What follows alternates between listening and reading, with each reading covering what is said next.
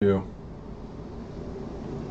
Welcome to episode 118 of the Beefy Boys Breakdown. We just broke down the early prelims and the regular prelims. If you're interested, go check out those videos on our channel. But we're here for the main card, the pound for pound double champ status on the line. This is a big card.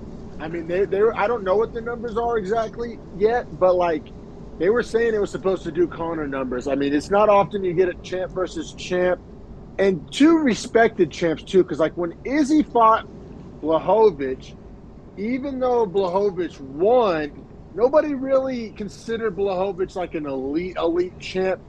I don't think anybody feel like Volk and Islam are both like highly regarded champs. I mean, it was hmm 1-2 pound for pound, kind of speaks for itself. So there's a lot of like there's been champ versus champ fights. A, they don't happen all the time, like they just don't, right? So that's exciting. B, this one's like special even amongst the special. You know what I mean? Right, because even Izzy Yawn didn't feel like this It didn't felt. feel like it. It didn't. It didn't feel like it. And I think the simple reason is this. We consider Volkanovski, after his last performance against Max Holloway and Zombie, he's just on a different level. All the other featherweights can't hang with him. Right? So we're saying he's above the skill level of any other 145er. So can he go up 10 pounds in weight? And can his skill level overcome the weight difference that Islam has? And Islam, mind you, is huge. Cuts from like way up. So the question then begs, how do you see this matchup playing out? Well, and also, it's not just the size. Like Islam, I mean, everyone's scared of Islam. Everybody respects Islam. Everybody, I mean, Islam ran through Charles Oliveira, who's one of the most dominant, entertaining, like champions, skilled champions. Wasn't even a competitive fight. So it's just, I mean, this is just your imagination just wanders, right? You know what I'm saying? It's just, it's crazy because so often as MMA fans, we let our imaginations wander. And what would this look like? And we got it, man. We fucking got it. And it delivered. It was fan fucking tastic. It was great. And so was the rest of the card. The card starts off here with Jimmy overrated Crute at the 12th ranked light heavyweight, minus 175, taking on Alonzo Super Tits Minifield, Super tits, super plus quads too. 150. Saquon. He's just Saquon. Uh, I didn't know he was 35 years old. That's interesting because, I mean, he's such in great shape and everything. Light heavyweight. And the reason why I'm going in a little bit on Jimmy Crute is he holds the 12th ranking, which is, I mean, if he was 15th, I wouldn't be saying that, then it's kind of borderline, who cares? But 12th starts to kind of matter a little bit. And I mean, he's 2-3 in his last five. Now, granted, two of those losses are the top five and now the champion. So he has a loss to Anthony Smith, lost to Jamal Hill. Like, hard to really hate on either one of those. Really tough strength of schedule, right? But then his wins are over Bukowskis, who we just got done discussing on our last video about how he wasn't really top 15 caliber. And then Mikhail Oleksiejczuk, who nobody will mistake for being top 15 caliber, and I think went down to middleweight since that fight. Right. And then before that, he has the loss to Misha Serkinov, which is like, if you're a top flight light heavyweight, shouldn't really be losing to Misha Serkinov. Not a can, but I'm just saying, if you're top flight, if you're like a real contender, I don't think you're losing fights to Misha Serkinov. So it's tough because the wins aren't great, but also the losses are really hard. So it's kind of just like, I don't know. I think Jimmy Crute gets a lot of benefit of the doubt because he looks the part. You know what I'm saying? I just don't know if he's necessarily deserving of the 12th ranking. Now, it sucks because the two fights of his that fell through are fights that would have gave us a better read on where he really stands. Because he was supposed to fight Spam before the Serkinov fight. That fell through. And then he was supposed to fight Johnny Walker before the Anthony Smith fight. So we would have had a more like accurate gauge of really where he falls. It's like, because he's beaten like guys that don't matter and lost badly to the guys that do matter. So it's like, I don't know like where to really do with Jimmy Crute. I think most people give him the benefit of the doubt, and I just don't know if I'm willing to. Well, it seems like he does get the benefit of the doubt. You're not wrong about that. But then also, I feel like Minifield always gets like a push to fight like good names. Like I feel like they always use him in like good like for him to be on this pay per view, he gets so much boost from that. He always getting that Yeah, push. I don't hate it though, man. I don't hate it because his fights are entertaining. Like he fights how he looks, right? He's this big muscle bound guy, but then he comes in and throws nukes at you, right? And he has a crazy chin, And has and a it's good just double like leg takedown. he fucking looks good on the poster. You know what I'm saying? He's Oh like my. he's You're a going to plus sell me plus plus. this. He's a plus athlete to the point where like it kind of neutralizes some of the skill gaps, right? So he can fight up, right? Not everybody can fight like up and not be like outclassed. Like he always has a chance that nuclear option. Why isn't Jimmy Crute's nickname the Brute? Jimmy the Brute Crute? Like, I don't know why I hasn't thought of that. But point being is that, if we dive into the breakdown of this fight, because they both get promoted in a different way, which is odd, which it's a great that they fight each other here on this card. Not great the outcome of the fight, however. But Yeah, I'm interested to see how you score. But round one of this fight, I mean, was absolutely an electric way to start a pay-per-view. It gave the people what they want, both in the arena and at home. I mean, it was juice. I mean, everybody loved this first round. I thought Crute, for the first 2.5 minutes, getting the takedown, holding him down, going for the guillotine. I thought he was going all out. I thought Crute looked great for the first 2.5 minutes. It was a good double leg takedown by him. It surprised me because I thought Minifield was going to have a really strong base, which, as the fight progressed, proved to be true. However, after Minifield got back up, probably, I'd say he got back up 3 minutes ago in the round, but about the halfway point of the round, he started to turn it on. He impressed me with his ability to get up because he like worked his way up. Like it wasn't just like a Derek Lewis get up. Like it was like an MMA like get up. Like I don't know. I thought he started putting the hands on Jimmy Crute for the second half of the first round. Oh yeah, he did, man. To the point where I had a 10-9 Minifield, and like without the takedown for Crute, that was a 10-8 round. Literally, yeah. No, I literally had like damage / bombs over takedown and sub attempts. Like it's true. Like Crute got hardly any damage off. He got the takedown. Maybe you could argue got Minifield a little bit tired, but got himself tired too. And got no damage dropping, got a lot of damage on himself. So, yeah, I think it was I don't even have the word close. I have the word banging because a lot happened, but I think it had a clear winner. I also have no idea how Crute survived the last 10 seconds of the round. Got dropped, slumped on the cage, slumped. I mean, like bent over his body, slumped. The fact that this goes the distance, we got to put Crute up for chin of the year. Like, he ate so have it in my notes. Have it in my notes. Literally. No, it was impressive as fuck for all the wrong reasons. Which is what chin of the year really is. That's the award. The award you don't want to win. But round two, I thought it was a much better round for Minifield. Almost the same exact story. Like, do you like the damage and the bombs from Minifield or like the takedowns and the clinches and the pressure from Crute? Like, I'm going to go with the damage and the bombs, especially because Crute wasn't really able to do anything with the grappling, right? So, yeah, I thought he won it by a wider margin than he won round one. So I put that even though Jimmy Crute was able to somehow get that takedown and get full mount with 45 seconds to go, he really didn't do anything with it. And he was just bludgeoned to death by the point that he got that, which tells me Minifield won the round, right? Like, if one guy is on, like, death's doorstep and gets a life-saving takedown, doesn't do much damage, he loses that round. Yeah, I agree. Like, I don't think it was close either. Now, one judge did give him that round, which is appalling. It's annoying. It really is. Like, it really is, man. He got beat. Like, he got dog walked. Like, yeah, like that round was bad. Round three, Crute finally finds some success with the grappling and wrestling. It's finally able to actually get some control time. And Minifield grabs the fence to kind of combat that. 1 point deduction for that on the grab. very first one, which after not seeing the point deduction for what happened to our boy Kolobau, it's tough to, like, granted, I know not all or Jenkins with the two low blows. Exactly. So like there have been a precedent set of like not rules or points ain't getting taken like real quick. This was a bad fence grab. That was Jimmy Crute's, like, I don't know, it was impactful. Like, I don't hate it. I just think those other ones should have been two. You know what I'm saying? It's like, It's not that I think that this shouldn't have been one, but if this is one, why the fuck weren't those other ones? And, like, why are we picking and choosing when we, like, follow the letter of the law? You know what I mean? Agree completely. However, that being said, Crute does win this round, and if the ref takes a point, I got to take that point off my scorecard. You know, as like just judge's shoes, I don't get to decide what's worth that point and what's not.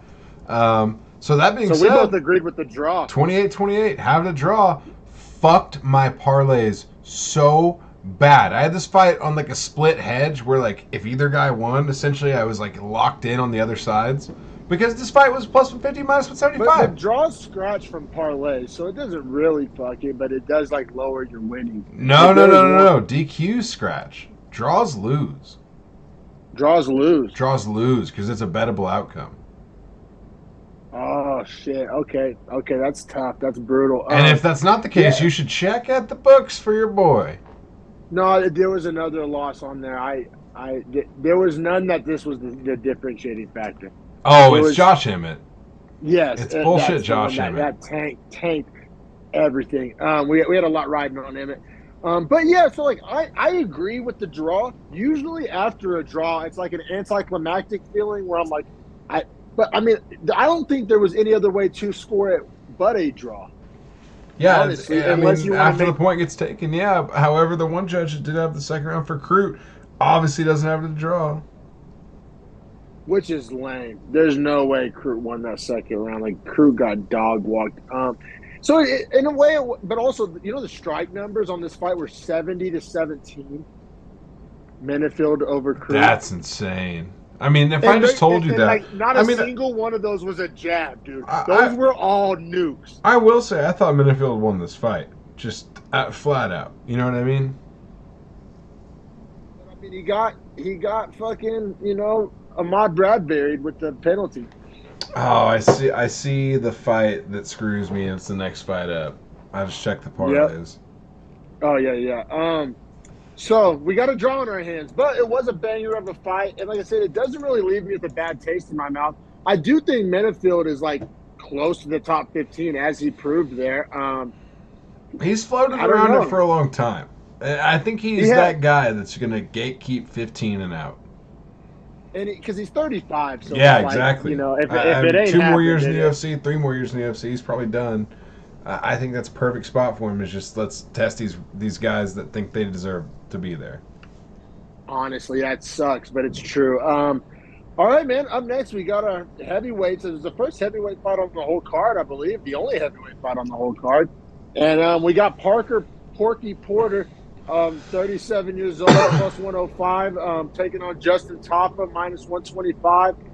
And, man, this is one of those fights. We were both heavy on Porter. We got to eat that. We got to wear it. However, if Porter wins this fight, then I win a parlay if Crute gets his decision.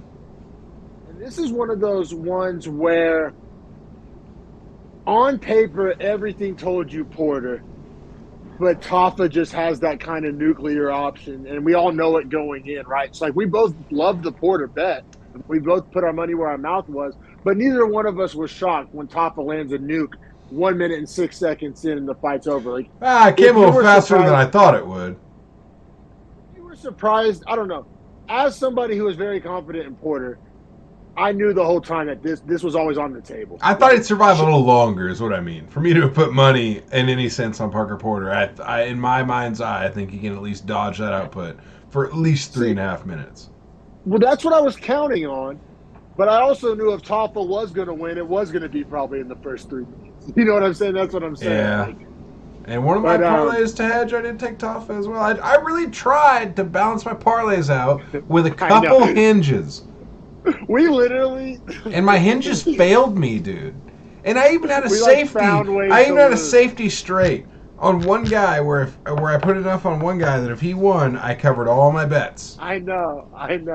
We literally thought we covered all angles. And we literally... Vegas, you got me again. Reno, you got me this time. We danced around winning. We snatched, what do they call that? Snatching defeat. I snatched defeat out of the jaws of victory. Yes, sir. Tough out here. Tyson Pedro, tough.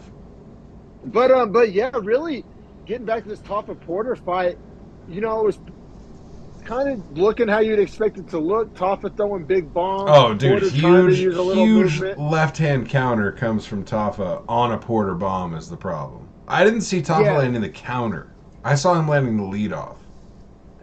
Yeah, it was like as Porter's like steps in to throw his own punch, Taffa, and it's funny. There's like this video I saw going around the internet. It was like because they're both left hands. It was like identical. They like synced up the videos of Conor Aldo and this. Granted, this way less on the line. It's kind of, I don't know, but like visually, it was like identical. Like Taffa's left on Porter. Like there's like a video they like synced it up side by side, like identical to like Conor dropping Aldo. Like the same step in, the same fall, the same left. That's a sleepy left. That's a sleepy left. That's what we're going to call that. A sleepy for left. A fucking 300-pound heavyweight to pull that off. I mean, it was impressive. I mean, it was one of those things you had to watch it in slow mo to even know what happened. It looked like there was a fucking. I didn't even see the I didn't even see the uppercut land. I didn't even see the uppercut. That's what's crazy, bro. It wasn't even a upper. It was like a left straight. No, I know the left straight. I'm saying the second shot was the uppercut. Yes. I didn't even see the second shot. I didn't even see it. Out. I know. Yes. Well, see, my wife was watching it with me. She didn't see the first shot. She thought the second shot. I didn't see either of them. He was already asleep. I didn't see either of them. The hand speed on a guy like Taffa, and it's like Taffa's record. He was like what, like 5-3, 5-2 so like or 5-3, yeah. No, it was 5-3. Like he had almost lost as many as he had won. Yeah, hardly any experience, hardly any wins. It's like let's bet the vet that's kind of on a roll. Yeah, here, Parker Porter has fought John Jones before. He used to fight light heavyweight. And he has some skills, and he can go the distance and the cardio, but it's like MMA math just doesn't always. It doesn't add up ever. No, man, because Taffa just 50 cows Porter in the chin. Man, it's just. I mean, it was just impressive. This is another one. Didn't get a bonus. Like for Taffa, do we go Wolf? Will we go Wolf style and give him Jailton Almeida? You could. I'm not giving him anyone ranked. I'm not giving him anyone ranked. That record's way too soft. Well, Almeida is ranked, so. Oh, did he sneak in there? He's 14 now. Oh. Yeah, he's 14 now. So what you could do is get him Ivanov and give him that. I think Ivanov beats him. Yeah, see, and then I think Ivanov's got an iron enough chin. He does have an iron chin. That's what's wild about a guy like Taffa. It's kind of, I don't want to say problematic to have in your promotion because he's not good enough to ascend. What about Muhammad Usman?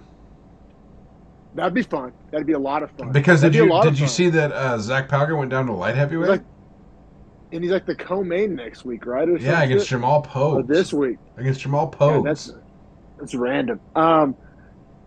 So, yeah, you can do something like that. But I'm saying Taffa's frustrating because, like, he's good enough to beat, like, spoil the party, but not good enough to have his own party. He's nuclear option. Yeah. And it's tough to, like... Nuclear option's hard to sell unless it's Mark Hunt. Because you got to have an iron chin, and Taffa does not have an iron chin. That's what I'm saying. So it's like he can either go in there and make somebody you want to look good look bad, or he can go in there and be made look bad. Which is neither one is like great for a promotion. You know what I'm saying? But it's perfect for a guy like Parker Porter. Like either get him out or keep him going. Yeah, no, you're not wrong. And unfortunately, it got him out of our parlay. It got me out of my money. You mean to say? Yeah, yes, sir. But we'll keep it pushing. Fucking Peter Porker. This next fight, Peter Porker eats a pickled pepper. Dude, Spider Pig, Peter Porker. Randy Brown versus Jack Della Maddalena, and this fight's gonna like matter a lot. Like, this matters a lot for multiple reasons. The UFC gave this to us on a massive pay-per-view as the featured fight, right? Because there's main event, co-main event, featured fight. Yes. Now, for JDM, he's from Perth. When I say JDM, Jack Della Maddalena, for those at home. JDM fighting Randy Brown, who the UFC has over and over, me and you've talked about this, sold us Randy Brown as some sort of welterweight that they think is on the rise, that's going to make a ripple in the welterweight division. Well, now I think they're kind of realizing, like, maybe we oversold him, but they're still trying to squeeze their money out of him on the oversell. So I think JDM here, minus 320, fighting Randy Brown plus 265, is getting a UFC squeeze. And what I mean by that is he wins this fight probably 9 times out of 10. So for him to be a minus 320 is kind of a gift, but that is all based on Randy Brown having made the appearances he's been given up to this point and the selling the UFC's done on him. Yeah, man, and I hate there's no nice way to put this, but Randy Brown strikes you as one of those, what body of Adonis, but like heart of a mouse, or like whatever that Yeah, saying is. Like the what just because I mean 6'3", right? I mean body. I mean super almost long reach. like an NBA player body, NFL player body, like a plus athlete. I mean, freak physique, freak reach. Well, I think that was the idea, was All to give Jack Della Maddalena a hard matchup, like physically. Like, let's see how physically you match handle up. like a physical freak, not necessarily a technician. Yes, no, exactly. I thought it was phenomenal matchmaking for that exact Oh, reason they're because building that is him. They're building him so right, and he's so they are skilled. the, no for sure, man. And then Jack Madeline, only 26 years old. Um, Real quick, I gotta pull up his Tapology real quick. One He second. handles the spotlight well. I would also And note. like, Walked out to ACDC. I thought that was tight. Like, yeah, he crushed Australian it. band, the most Australian dude. Um, and yeah, so I mean, just the perfect build, the perfect matchmaking, and because I mean, the first minute, 90 seconds of the fight, Randy Brown's just sticking that jab, and Jack Della Maddalena can't get inside the distance, Right, and you can tell he's it's trying to like calculate the distance. You can tell. he's trying So to figure, yeah, that's the thing though, is he's you can trying to tell like figure it out. he's being patient though. Like, that's what was so crazy about it, man, was that like his patience was like, it was perfect because Randy Brown, he knew, had the 4-inch reach advantage, was going to pop him with a jab. He probably does for 90 seconds, just like you said. And then Maddalena blitzes in, kind of like the Volkanovski style blitz, where it's like the 1-2, kind of slide off to the side, 3-4. Well, in that, I mean, starts tagging Randy Brown, pushes him to the cage, and then from there, it's just a wonderland of shots that Maddalena can throw. Yes, and like the power is very real, but it's like smart power, The right? It's not accuracy, like too. Like, dumb. he's accurate Yeah, where he places the shot, so he doesn't have to be it's as powerful with it. it's not like big dumb dipshit power where you're just winging bombs. You know what I'm saying? It's like very like well placed, well timed. He like he sets it up. He like finds a way to get in his range. It's not like he's just throwing and praying. You know what I'm saying? Like it's very calculated power, which is impressive for the young guy, It also 26 feels years like old. he's setting up shots. Like, it seems like he throws Yeah, harder on the ends of his combos, like knowing that he's going to move his opponent into them. yeah, it's high level, dude. It's impressive. You know what I call it? He ends up um, hill walkering Randy Brown. He ends Drops up Randy like Brown this. on his face. Like, Randy Brown tries to take a step, his leg doesn't work, falls on It his was like face. cartoonish. Like it looked like when I say Hill Walker, whenever Jamal Hill knocked out Johnny Walker, and it just looked all like cartoonish and weird. Like that's what happened to Randy Brown, and he was technically still awake, so JDM pretty much sinks in the sub. Pretty much a knockout, though, right? I mean, I he mean, knocked him. it like knocked him into consciousness to sub him. Yeah, literally, like, You it know was what I wild. mean? So I mean, the fight only lasts 2 minutes and 13 seconds, and I feel like we did a pretty decent job laying out the X's and O's a little bit. And like, but really, with when you got a guy like Jack Della Maddalena, where you really have fun is talking about what's next. What do you do with the guy?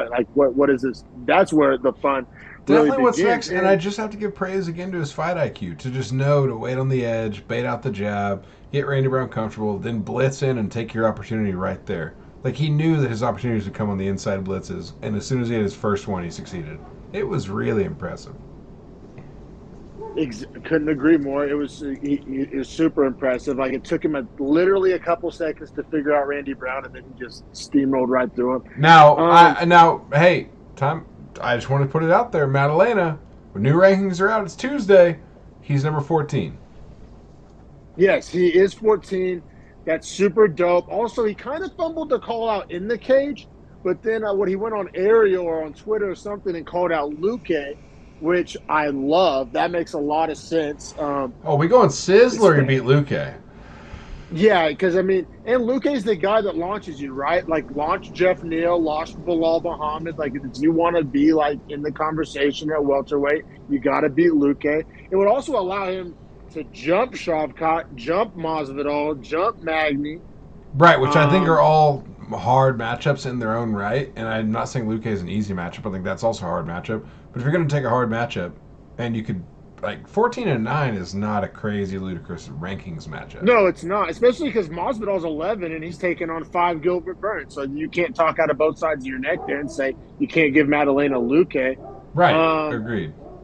And I don't think is it fair to say we don't learn anything if Madalena beats Neil Magny? Like, isn't that? Yeah, I don't see what that does for me.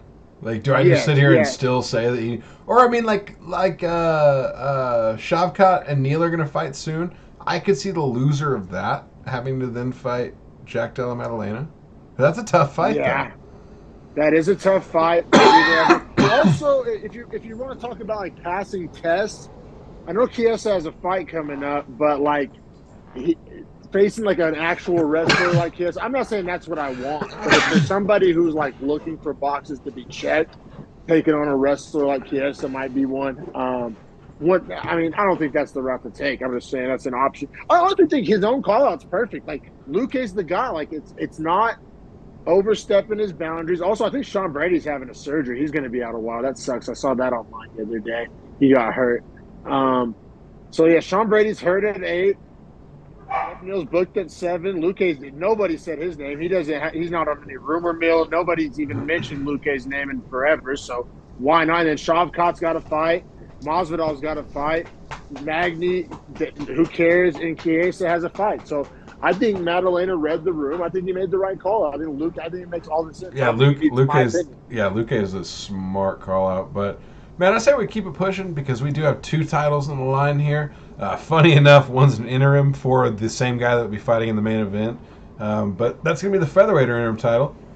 Yair Rodriguez, the number 2 featherweight, minus 190, fighting Josh Emmett, the number 5 featherweight at plus 160. I thought good value on Emmett here, man. I can't lie. I love the value on Emmett. I loved Emmett's wrestling background. I love Emmett's activity that also factored in. It wasn't just the wrestling background. He's been way more active than Yair. Also, nuclear power, pretty much. So it's like we're starting to check a lot of boxes here, right? Right. One box not being checked is he is 37 years old, man. And this was like last run. This was like last run for Emmett. So if it doesn't work out here, that's pretty much it. And that, honestly, I know this sounds crazy, but he's from the Uriah Faber camp. Does that not seem to be the MO of their fighters? Is that, like, we'll get you to 34 years old and then you're finally at the top of your game? Like, they do not progress guys fast out in their camp. No, you're not wrong. So for a featherweight interim championship, which is dope because so Volk's going up to fight Islam.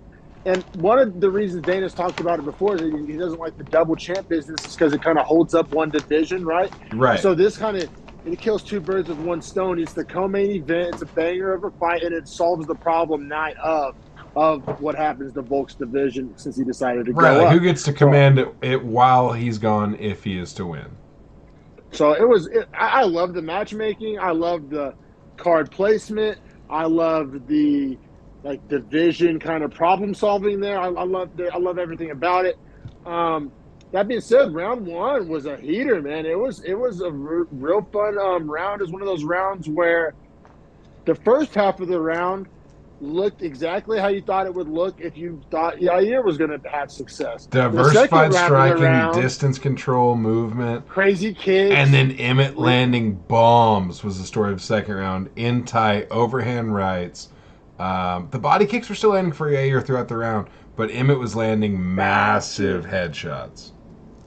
It's like, I'll be real, I always forget about the power of Yair's kicks because you always hear about the technical ability, like the abstract techniques, the diversity speed, of striking, the range. What's lost in all that is there's some of the hard, they're like giga hard too. Right. On top of all that, they're he places him so well. He's like so good at location. He's so accurate. Talks about that stuff, and it's like it gets lost in the mix of like they're coming harder than anybody else's kick on top of all that. True. Great point. Now, that being said, I scored the first round to Emmett. I thought he got more damage off. The knockdown. Right. The knockdown was a huge, separating factor for me. He almost finished the fight. He almost finished the fight in there. Knockdown, you could argue that Yair wins the damage. I think Yair does win the reason without the knockdown, but that knockdown was so significant. Almost fight ending. And then he got on top and dropped huge ground and pound too, so he didn't like rest on his laurels. That's and what I just, mean. Like almost got yeah. to the point where if Yair dropped his defense at any point, that's going to be a stoppage. Now, so it was looking great, honestly. As Emmett betters, we were feeling pretty good in between Oh rounds 1 man, and 2. I was You know? like, this is what needs to happen. I didn't see Emmett be safe and land another bomb and sit Yair out and win, and pretty much end this fight. That's how I thought the second was going to go. I was very wrong.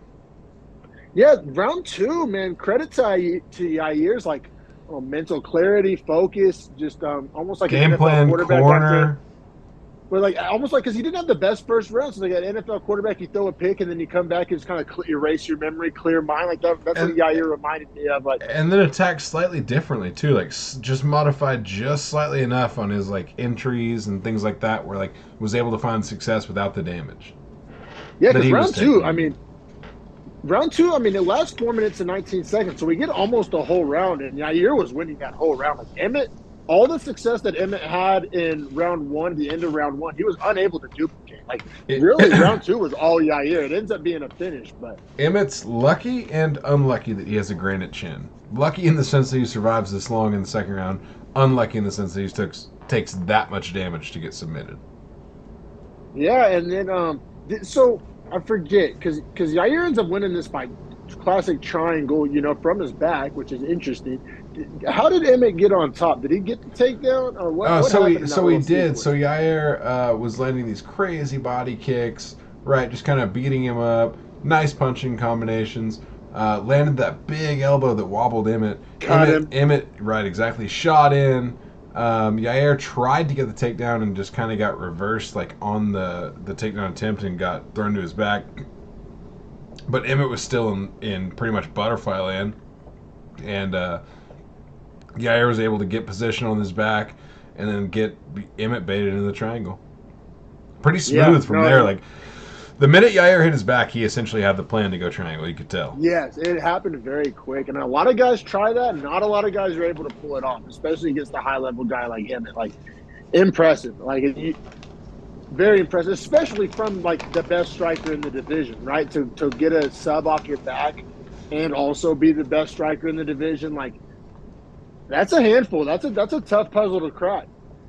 No, insanely tough, man. And I think Yair's a super fun champion because of the matchups that he gets, right? Like the way he matches up with the guys he fights. Now Emmett, not near as fun of a champion, right? Because like Johnny Hendrick's kind of a champion. Like not super fun to watch people fight against him because he's like a 1 or 2 trick kind of a guy.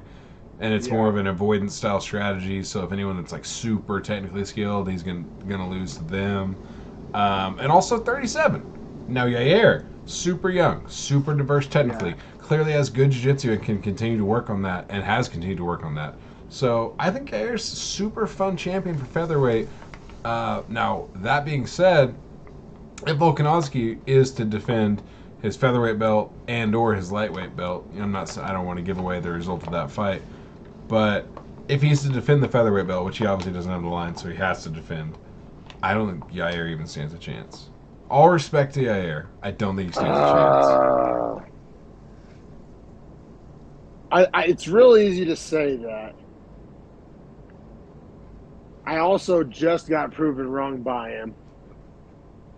All right, but like, let's be honest. You're making the betting lines. Volkanovski, Yair. Volkanovski minus 340. Too much? I don't disagree, but also you're going to have me coming and getting that plus 275 on Yair and being happy about it, or at least as happy as I was to have the plus 300 on Volk. Like, so Volk minus. Okay, so let me give you Volk minus 250 and Yair plus 205. That gets closer for me as far as like how I see it, honestly. All right, but still, like that's still a pretty sizable favorite for Volk. Sizable favorite, yeah. I mean, it's gonna be. I don't think there's a scenario exists where Yair's the favorite. I'm not gonna. Now, me personally here. If I ever get the chance at Volk anything minus anything under 300, I'm gonna take that every single day, over and over and over. Fair. Because I mean, and this is in my math, but if Max Holloway kind of had his way with Yair, And Volk is tuning up Max Holloway and tuning up Ortega. And obviously, Ortega you can't take anyway because Ortega's shoulder comes out. But, like, I just think there's a skill level gap there, man. I think Volk is just a different guy than everyone else. But also, if anybody was going to catch Volk with some lightning in the bottle shit, it would be Yair.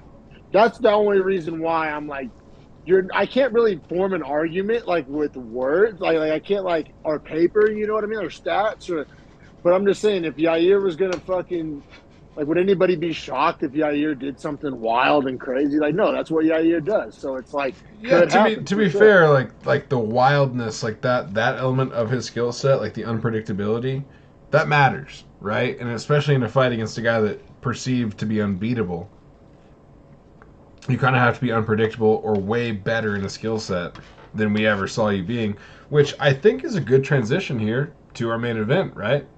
Yes, we got to get to it. We got to spend time on it. We got to show it respect. I mean, a once in every, 5 years, once every 7 years type of fight. It's my fight of the year so far, and I don't think it's going to be bested. Yeah, it may be the fight of the last 5 years. You right, know what I mean? It's that biggie. good. It's a big one. Well, and the way the fight takes place. Like, I think all of it. I think the stakes and the actual fight itself. I think it's all that good. All of it. Checked every single box. You are correct. We got number 1, pound for pound, featherweight champ, Alexander Volkanovski, 25-1, plus 310 dog. We had that value is insane. On it. It's insane. You get the number 1 pound for pound guy at plus 310. If you didn't at least try it, I mean, you're just not a fun person, probably. You got taken on number 2 pound for pound, lightweight undisputed champ, Islam Makhachev, minus 380 favorite, 23-1. So both guys only 1 loss. Champ versus champ, number 1 versus number 2 pound for pound. Size difference is pretty interesting. You got Volk coming in at 5'6". Makhachev coming in at 5'10", rumored to be a 190-pound guy. Volk with the reach advantage. Volk with the reach advantage with the crazy body shape. Makhachev with the IV advantage. Yes, that's the big controversy going around right now. Did Islam definitely use an IV to rehydrate? Definitely. I personally think you should be able to. I think you should be able to, but a guy got suspended 2 years for it. So, like, what, you know what I'm saying? We got to uphold our standards here. I get that. Rules are rules. Rules are rules, and you got to follow them. And if he did do it, he did cheat because he did break the rules. I'm just saying, I personally think they should be able to, because like back in the day, like you shouldn't be able to like take fluid. Like they used to take out blood to make weight and shit, and then put it back in. You right. Like just like a saline solution IV. I don't think that should be an issue at all. Like, I mean, the hard part is getting it off. I don't think they should really stress about putting it on. Like, yeah, if you drink a bottle of water or get an IV, who gives a shit? You know what I mean? Like, I don't. No, there is the argument that like, well, if you take that much off, you should be punished for taking that much off because it's like legally cheating. So like your punishment for cheating that hard is that like you can't rehydrate fully. I think your punishment is having to make weight. It's miserable. Every fighter says it's miserable. It's torturous. You almost die. Like if that's you're how willing I to, like, feel. pay, that's how I if feel. you're willing to pay that toll, you know what I mean? Because an IV will never help you make the weight. You know what I mean? It's the exact opposite of making weight. Exactly. That's why, like, I'll be real, bro. I don't really care that much if he did. I'm not saying other people shouldn't care, like the commission shouldn't care. I'm just like, me personally as a fan and how I view everything, I don't really care that much. Well, I am going to say that in a pound-for-pound fight, it's kind of fucked up. It's like, it's one of those things where, like, my brain understands all these arguments, and you're not, like, making any, like, points I disagree with, but then just, like, on my own personal, internal, like, give a shit meters just, like, not moving. Like, I just can't, like, bring myself to, like, factor it in because it was such a good fight. Do I think it was the difference in the fight? No. Yeah, maybe. I'd argue that.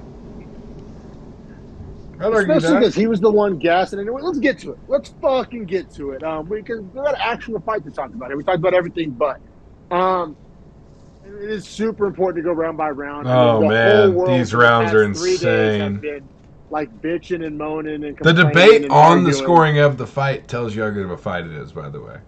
True. And I don't think it wasn't like a squirrely decision. It was like you can see it how you want to see it and score it how you want to score it.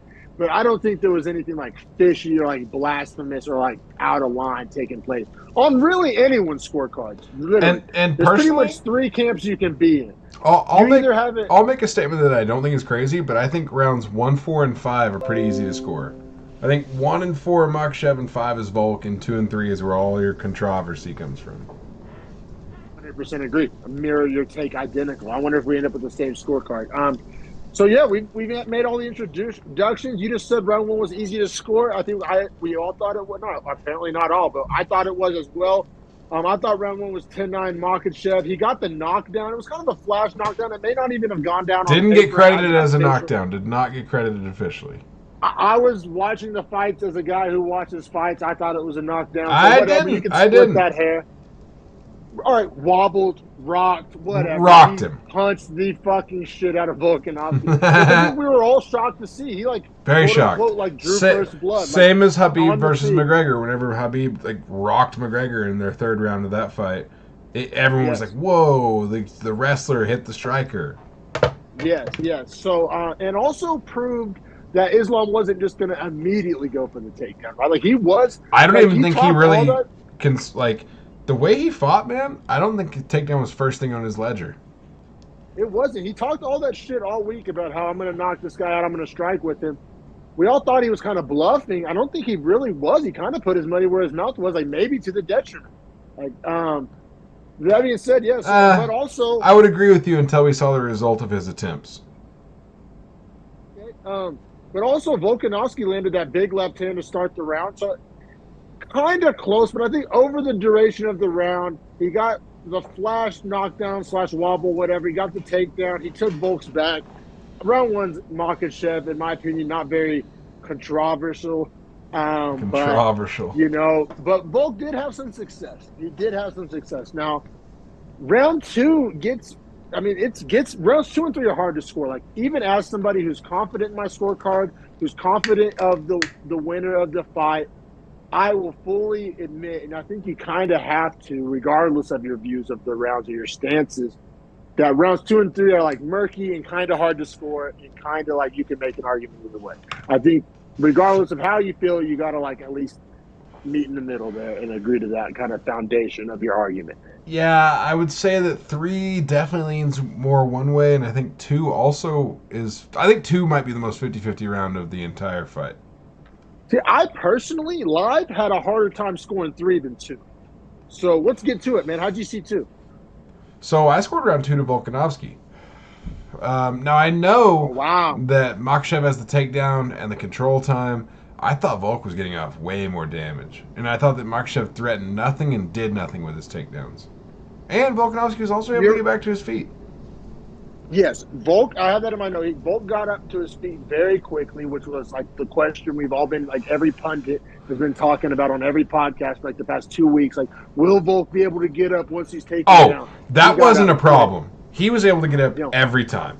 He completely dispelled. This is the more important part of this fight. Even so, just time out on our scoring here. The important part of this fight is that the illusion of Islam was dispelled. You can get up from his takedowns. Now, do you have to be world? I don't know if the other guys can. Right, agreed. Do you have to be world class? Sure. I think, but world class guys can get up. Yeah, I guess I never doubted that though. But also, I kind of did because I would consider Charles Oliveira world class. Right, that's what I'm saying. He was razoring through and mopping through these guys, and it's Volk can do it. If you're special, you can do it. Now, I'm not saying that everyone can. I'm saying maybe 3 guys on Earth, 4 guys on Earth. But Volk's one of those guys. So round 2, we saw it a little bit differently, man. I leaned Islam. You're right. He got the takedown. Volk got up. So what happens after that? That's kind of neutralized, right? We're kind of starting at square one after Volk gets up, right? I thought at the end of the round, Islam won the damage battle. You said you thought Volk won the damage battle. I guess that's where it gets real subjective.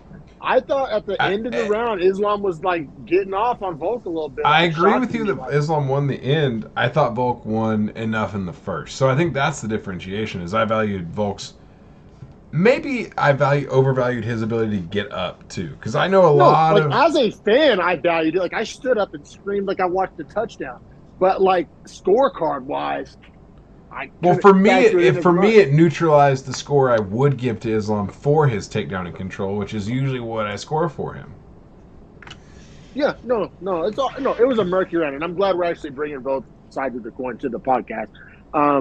Now for round three, like I said, I personally thought round three was the hardest round to score. If Me I have too. to say Me too. coin flip, like true coin flip, like I really am not going to die on the hill for this round. It's number three. I thought I 2 and literally 3 have the. both were coin flips, to be honest with you, and I actually invoked both ways. I had a harder time just like I remember like live, like I literally was like, I have to write a name down here. Like I couldn't like I struggled with it. So like that's what I'm saying. Three It's was not a as, war. 3 was a war. and I'm just not super bullish on my scorecard. But I leaned Islam again, man. The significant strikes were pretty much even scorecard like numbers wise, and you know the damage he cut. That's the round where he cut What? Volk. It wasn't the worst cut in the world, but it Huh? did happen. Now Yeah, I haven't lit it yet. Volk was able to get up from the takedown, which once again, fucking I guess I awesome just from rolled like a fan perspective and from a Volk better perspective. Fucking yeah, I was juiced watching it live. Won the last But fight. as a judge, I couldn't factor it in. No, you're good. Sorry. I muted because my dog's tail is going wild. He's super happy. He's you're thumping good. the floor. That's awesome. Yeah, no, But, yeah, dude. So I leaned Islam in 3. Just made like the damage from the cut. He pretty much outstruck Volk. Like he outstruck Volk in round 3. I guess I thought it was super close. I thought Volk honestly was landing. Super close. The I numbers were thought like Volk's even. leg kicks were destroying Islam in round 3. Like that was the round where we started to see Islam like start to slide out of leg kicks, not stand in there and take them anymore. So I took that as being like an effective damage marker. What about the blood dripping down Volk's forehead from fucking Islam putting the hands and elbows? It was a nice elbow. I just thought Volk got off more damage. I don't know. Maybe I'm a Volk dick rider here. I got Volk up 2-1. You gave 2 and 3 to Volk? Yeah. I gave 2 and 3 to Islam. Wow. Well, most would agree with you. One judge agrees with you. 2 judges agree with me on round 3. 1 judge agrees with you on round 3. Okay, that's interesting. Now, round 4, we both agree was not a controversial round. We both have a clear winner in round 4, and I think it's Islam, right? Yeah. Like I said at the start, rounds 1 and 4 were Islam all day. They were. I mean, that's the one where, and see, this is where Alex lost the scorecards, but like won the fans. So like Islam, this is the round where like, I think 3 minutes of it was spent with Islam on Volk's back. Yeah, now this is where Volk won some fans because Islam could do nothing, and Volk acknowledged that, was talking shit to him with him on his back, and was goading the fans into like, come on, this guy's got nothing. Yes, and I think if anybody did give Volk this round, they're doing it with their heart, not their head. Yeah, nobody did. Nobody did. It was fucking, but a lot of like Twitter people did, and like really fans did, yeah. And I think maybe even on verdict, but like yeah. Let me. Can I look up the verdict scorecard? I probably can. Right? By all means. So anyway, but I mean, granted, the argument for Volk is that Islam did no damage in that round, and you're like not necessarily wrong. And Volk was doing like the bullshit, like punch behind his own head thing, and then I've heard the argument. I think Chael's out there making this argument that like some damage is better than no damage, and like that, I just feel like that's a real simplistic. Like you can't make that argument if somebody's on your back. I get it. It wasn't the best round for Islam. Like he didn't really do any damage, but you can't score those little rabbit punches and those little like punching behind your own head. Like you can't actually consider that real damage. I don't think. I agree with you. Trying to see what verdict says here. Now, they had in round 4, verdict scorecard had 10-9 Makhachev clear round. Okay. Round 3 they had Volkanovski close round. Round 2 they had Volkanovski close round. Round 1 they had Makhachev clear round. And you know how round 5 goes. Verdict scored it the exact same as me. See, man, I think giving Volk rounds 2 and round 3 is like you're excited that he got up and he's done things nobody else has done about to Islam. But I still don't think that's like how you win a round, man. Like I don't know, like it's dope. It's like if a wide receiver makes a sick one-handed grab for like 20 yards, you don't get points for it. You can still punt or kick it. Like it was sick. It was impressive. It was great on the eye, but I don't think it gets like scored where Volk was doing in those rounds, getting up for those takedowns. I think people are like scoring the get up. Round 2 I'll give to you, but round 3 off the break, Volk was landing big damage off of the clinch in round 3. Round 3 I thought was like definitely lean more Volk.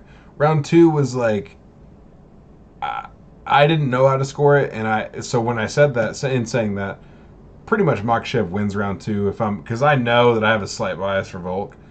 So, but I wanted Volk for round 2. So I really think 1, 2, and 4 Makhachev rounds if I'm actually scoring unbiased, and 3 and 5 are Volk rounds.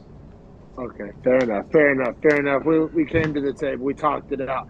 But yeah, round 5. I mean, Volk's best round of the fight. Now, arguably 10-8 here, right?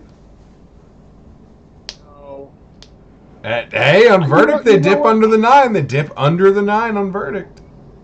You know what, though? To fairly answer your question, I did have to ask myself the question. I came down on the side of 10-9 because the argument's there, right? He got the knockdown. There was huge ground and pound, like a lot of damage. But at the very start of the round, Islam was having a little success, and it was pretty tit for tat. And, like, it wasn't bell-to-bell domination, which a lot of people's criteria for 10-8 is like bell-to-bell domination. The first half of that round was like decently competitive enough to where like I couldn't go 10-8. But the end of the round was so dominant by Volk that like you kind of did have to ask the question. So in all fairness. And when he drops Makhachev, it looks like he almost KOs him. Like it was like a fight-ending shot that Makhachev survived. Like almost you could argue Volkanovski EGA'd himself. Because if he lets Makhachev stand back up right there, he probably knocks him out. Makhachev had no idea where he was at. He didn't even defend Volk taking his back for 2 seconds. Interesting. He drops like his body like reacted for a shot and then it failed him halfway through the reaction. Like he was failing on all systems. Yeah, you're right. Survived though. I mean, I had it 4-1 Islam. I know that's pretty controversial. Like hardly anybody agrees with that. One judge had that, and that judge is like on PCP, so I guess you are too. You know what? Like I said, you may have sold me on 2 and 3. I definitely need to rewatch it. I will rewatch it. I think 3 I could sell you on all day. I think 2 is going to be the hard one to sell you on. Because on verdict, if you look at the scorecards, they had round 3 as more to Volkanovski than round 1 was to Islam. Yeah, and I probably could come around on 3. But I think either way, I honestly think the right man won the fight. Everybody's trying to make their arguments and the pictures of their faces after the fight and all that. Like Islam was more marked up. Okay, interesting debate here. Because I think what's more important about who won the fight, who didn't win the fight. I think Islam being the winner is fine. I think that's fine by the slightest of margins, right? Like we're talking like hairs that he won this fight. If you look at the majority of the fight, right? If you went like ONE FC style, over 5 rounds, fuck the scorecards, who won the fight? Well, see, I think ONE FC, Volk probably wins. Okay, perfect, right? But scorecards... But that's also my case for why Islam did win. Because, like, under the rule set and under the scoring that we were actually using, Islam wins. Okay, perfect. But how does that affect your pound-for-pound rankings? Because that's obviously not a fight. Like, there can't be a cross-level thing. And I'll just give it away that the writers or people that vote for it still have Volk as number 1, even after all that. Well, see, I've seen it on multiple. I think all the blogs and sites have Volk 1, but I think the official UFC, and we have it right here, we can look. I'm looking at it. Does the UFC not have Islam? No, it's They Volk. have Volk. They have Volk. That's interesting. And respect to him. He went up 10 pounds. He barely lost, arguably won. Of course he's still number 1 pound for pound. Islam can't go down to 45 and fight him. Yeah, it's a real abstract argument. Like, Islam took an IV to be able to fight him at his own weight. Nobody even on like the definition of pound for pound. So that's why I think arguing the list of pound for pound is kind of pointless. Because now, if we had an actual set definition of pound for pound, then I would like argue or feel strongly about it. But we can't even agree on what it means. So of course we can't agree on the list itself. Because I'm sorry, woulda, coulda, shoulda, hypothetical. Islam beat him and Charles back to back. To me, Islam's pound for pound. Well, Like, if Islam could have clearly beaten Volkanovski, then sure. I gave it 4-1, so I know, but if you look at verdict, if you look at other pundits, if you look at me, if you look at the scorecards of the judges minus that one judge, I don't know, man. That fight was way closer than 49-46. And you just said that if it was not a scored affair, a 5-minute by 5-minute wagering thing, that Volkanovski won. I know, I'm just saying that Volkanovski won a 25-minute affair. And in pound for pound, is that not how we're going to judge it? Because it's not about a scorecard in pound for pound. This reminds me so much of of the people saying all right, well, if Brock Purdy doesn't get hurt, the Niners are the Super Bowl champs. Or without that holding call, the Eagles force overtime. And it's just but I don't think it's crazy to say. I don't think it's crazy to say the Eagles were the best team in the NFL this year. They just didn't win that game. I do. They figured it all out amongst them. And they got fucked by the refs. Sure. Were the Giants the best team the year they beat the Patriots and they're undefeated? When they needed to be, yeah. See, but that's not the best overall. And that I think they had 3 Hall of Famers on their D line. People act like that Giants team was ass when they won. That team had an all-time great defense. They were good. They had multiple. They were really good, but they probably weren't better than that Patriots roster. I don't know. I just the Volk pound for pound argument to me relies on a lot of hypotheticals and ifs and buts and what ifs. And the Islam argument relies on reality. No, it doesn't rely on a lot of what ifs. It relies on what if the judges scored the second round for him and not for Islam, and then he wins the fight. It's not a lot. It's That's one what if. It's one. You said it relies on a lot of what ifs. You're Islam can't come down to 45. Well, he can't. That's true. He did. That's also true. Those aren't what ifs. That's he did do these things, and he can't do the 45-pound thing is just a bullshit way. Well, he can't do that. So I'm saying for Volk to come up, you have to give Volk, but Volk gets a slight cushion in the way you see it because he's the one coming up. He has to. It's the same as why Izzy didn't get any discredit when he went up to 205 and lost because he went up. Brandon Moreno's above John Jones on this list. This list is stupid. Agreed. There's only one American in the whole top 10, and it's John Jones at number 10. That's why, Aljamain Sterling just behind Alex Pereira. This is just it gets real weird. I don't know. Leon Edwards is number 3. To me, how is Leon Edwards pound for pound? Jamal Hill over Max Holloway is dumb. No offense to Jamal Hill, but Max Holloway clearly is more skilled. Clearly. Yeah, I think Sterling over. I think Sterling's way too high. I think Poirier being 12 is just weird and kind of what are we doing? I think Whitaker's underrated. You can make an argument for that. I just think the whole. I don't know. I'm not a pound for pound guy. I just kind of don't care that much about it, to be honest. That's why I'm not going through these great lengths to build some kind of case for who it should be. I'm just all right. Who won the fights? All right. I guess it's you. We'll go PTI here. Last question. Do you want to see a rematch of this fight?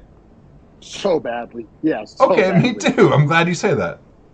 Also, though, but I think one more thing, it kind of brings Yair into the fold that we didn't touch on. If we rematch it, I think it's an immediate rematch. That's also the debate. I think Volk needs to fight his featherweight belt before he comes back to lightweight. And I think Islam needs to fight another lightweight. Agree in a perfect world. Both guys are tweeting about each other. Volk's openly said "Hey, Yair, you can chill on that thing. I want the Islam fight."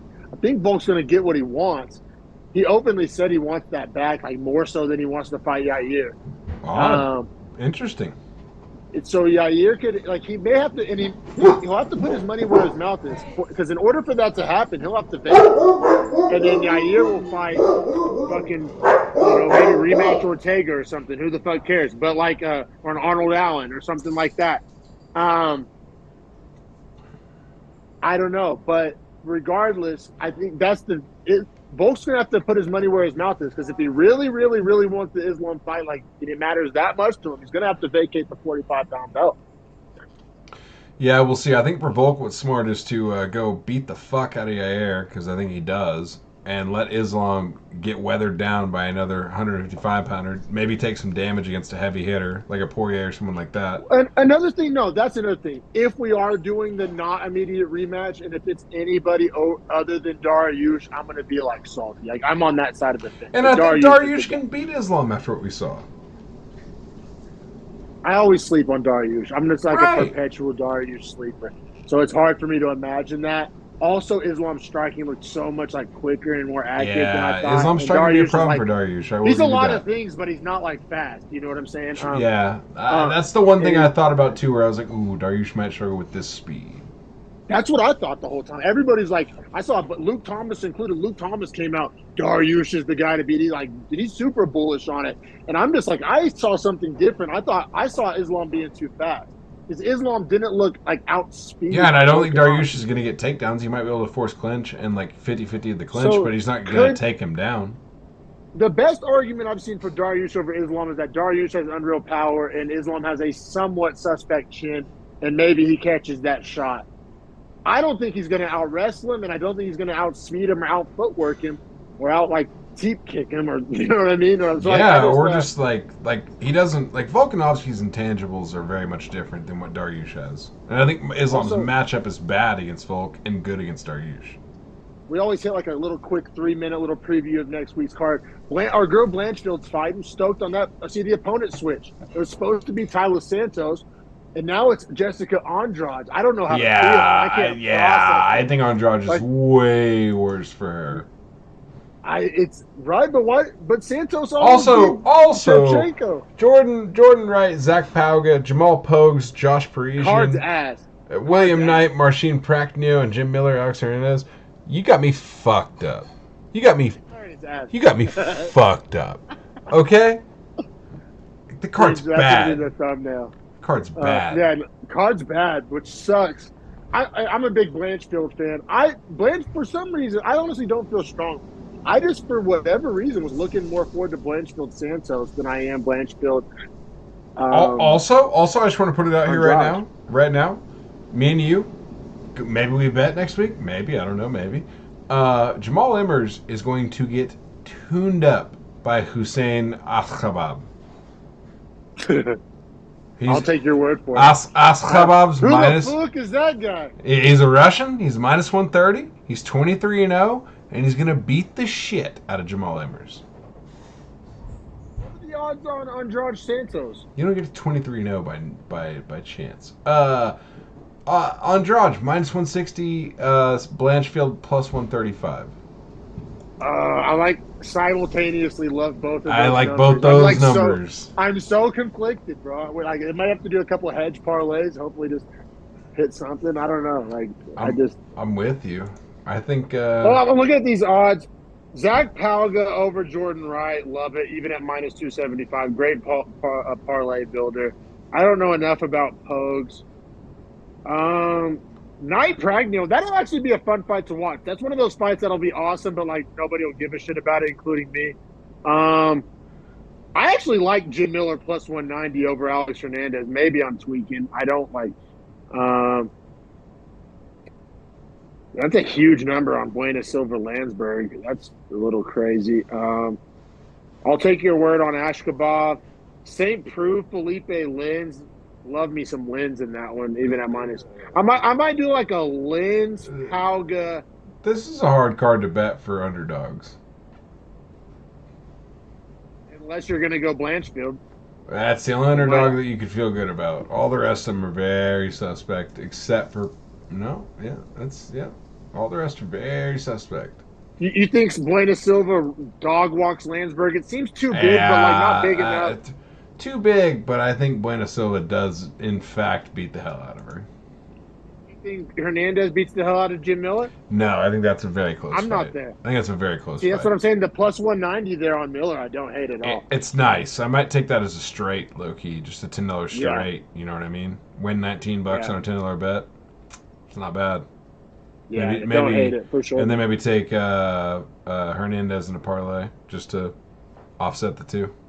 Well, I just want to, real quick, say to the people, happy Valentine's Day, you nerds and virgins, and have a good one with your lady, bro. We'll have a good one. That was a fun episode, bro. Episode 118 of the Beefy Boys Breakdown. Every fight, every card, every week. And check out some other videos on our channel. Throw us a couple thumbs up. Hit that subscribe button. We appreciate you, fight fans. Network with us. Leave us some comments. We'll get back to you. Thanks so much.